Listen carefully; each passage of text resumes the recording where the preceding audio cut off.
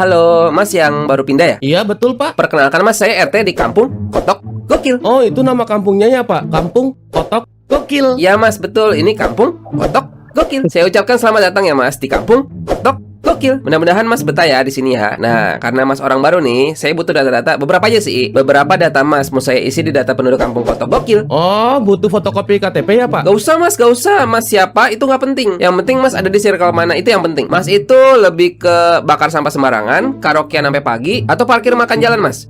Lah itu apaan Pak? Iya, kalau di sini emang gitu Mas. Setiap penduduk yang baru login harus pilih circle dulu biar kedepannya kita pada enjoy. Jadi kalau nanti salah satu ada apa-apa, minta tolongnya sama satu circle juga dan gak ngeganggu circle lain. Monggo dipilih. Kalau gitu saya masuk circle karaokean sampai pagi deh. Kan saya punya speaker kondangan tuh. Karaokean sampai pagi ya. Nih Mas, ingat-ingat, tepuk circle-nya kayak gini nih. Cakep. Yuk, mari Mas, ikut saya keliling kampung Kotok Gokil. Ini rumahnya Pak Tanto. Dia itu ada di circle bakar sampah sembarangan. Dia nih tiap pagi pas udara lagi seger-segernya nih, apa aja dibakar Mas. Bakar sampah, bakar jenggot, bakar duit, rokok maksudnya. Sampai emosi warga juga dibakar. Yang beda circle gitu. Pak RT, itu siapa tuh Pak? Weh Pak Tanto, ini ada orang baru login ke kampung Kotok Gokil. Oh masuk circle mana nih? Dia di circle karaokean sampai pagi Pak. Apaan nih? Kok saya diludahin Pak? Kalau di sini emang gitu Mas. Satu circle perang sama circle yang lain. Ini merupakan adab bertetangga tapi beda circle. Turun temurun dari tahun 89. Oh gitu ya. Berarti si Pak Tanto ini beda circle ya? Iya betul Mas. Cuy, kopi. Nah pinter. Oh iya oke iya udah paham. Kalau ini Bu Surti Mas, rumahnya yang itu tuh. Tuh, silakan Bu Surti. Bu, mau ngapain Bu? Jangan duluin Bu. Apa nih? Bu Surti di circle karaokean sampai pagi Mas. Oh jadi, Cakep. Nah pinter. Kalau ini rumah Pak Hendra Mas, tenang aja, dia satu circle kok. Oh satu circle ya? Pak, mamen. Terus satu circle kita. Tos dulu kita. Tos. Lah, kan kita satu circle Pak. Saya udah gak pernah karaokean sampai pagi karena saya punya orok 2 bulan dan anak saya selalu kebangun dengar karaokean orang. Saya pindah ke circle parkir makan jalan. Oh, pantesan tuh mobil di situ. Saya pikir, lah kan Pak Hendra kalau parkir biasanya di garasi. Kok sekarang di situ? Oh, ternyata pindah circle. Berarti dia pindah circle nih. Ya, betul Mas. Cuy, nah, pinter. Beda circle diludahin. itu rumah siapa tuh Pak? Oh, kalau itu rumah Pak Bobi Mas. Dia nggak di circle mana-mana. Orangnya aja jarang keluar. Tuh, lihat tuh. Orang yang punya circle gitu tuh. Dibenci banyak orang gitu Mas. Jadinya kalau nggak punya circle di kampung, Kotok Gokil. Udah semua tetangga kita tengok ya Mas. Sekali lagi saya berharap Mas betah ya tinggal di kampung Kotok Gokil. Iya Pak, terima kasih Pak. BTW, Bapak sendiri di circle mana ya? Nah, pinter.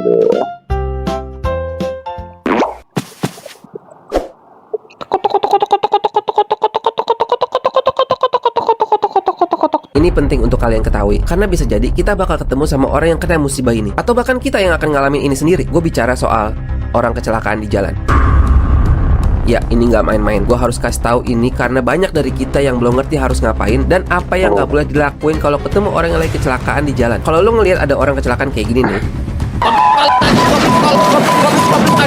nah ini namanya orang kecelakaan bre. Kesian banget. Kenapa? Karena motornya hancur, bannya copot, kacanya pecah, spionnya pengok. Ditambah lagi si abang ini nih, kondisinya si abang ini gak punya asuransi motor. Dia pasti pusing banget gimana besoknya dia mau berangkat kerja. Maka dari itu perlu edukasi buat kalian semua tentang apa hal-hal yang gak boleh dilakuin saat kita ketemu orang kecelakaan di jalan. Yang pertama, kita nggak boleh goyang TikTok. Kenapa nggak boleh? Karena hal ini merupakan kesenjangan sosial dan akan membuat yang kecelakaan ini iri. Aduh, aku iri deh sama yang masih bisa joget. Kita tuh jadi orang kan mesti toleransi ya sama yang kecelakaan. Kita tuh harus menghargai keputusan dia untuk kecelakaan. Bagaimanapun kan dia tetap saudara kita gitu, walaupun berbeda paham ya. Jadi jangan pernah goyang TikTok dekat orang yang lagi kecelakaan, apalagi pakai speaker. Karena gini loh, dia ini tuh lagi kecelakaan gitu. Mana enak sih lagi kecelakaan terus diberisikin gitu. Aduh, berisik banget. Gue lagi fokus kecelakaan. Dan kita mutlak fix 100% full absolutely literally factually gak boleh ngadain kondangan sebelahan sama orang yang lagi kecelakaan. Kondangan lagi. Iya iyalah. Kenapa nggak boleh? Karena gini, logikanya kalau kita ngadain kondangan di jalanan, bakal ada motor yang boleh lewat nggak? Enggak. Kalau nggak ada motor yang boleh lewat, bakal ada motor yang kecelakaan nggak? Enggak. Terus gimana sama orang-orang yang cita-citanya pengen kecelakaan? Kita ngambil hak dia loh. Kita renggut masa depan dia. Untung gue ada kecelakaan duluan. Jadi ayolah kita jadi lebih bijak. Dan gue juga mesti kasih tahu sih karena kita suka blunder di sini nih. Kalau seandainya yang kecelakaan ini meninggoy di tempat, kita nggak boleh sama sekali. Itu nggak boleh tuh ya. Itu nggak boleh tuh. Kenapa nggak boleh? Karena itu sombong. Mentang-mentang masih punya nyawa terus pamer. Gue masih punya nyawa, lu udah nggak punya. Ih, kasihan nih, sombong. Apalagi kalau kita udah tarik napas dalam-dalam, terus kita langsung nih kayak gini nih.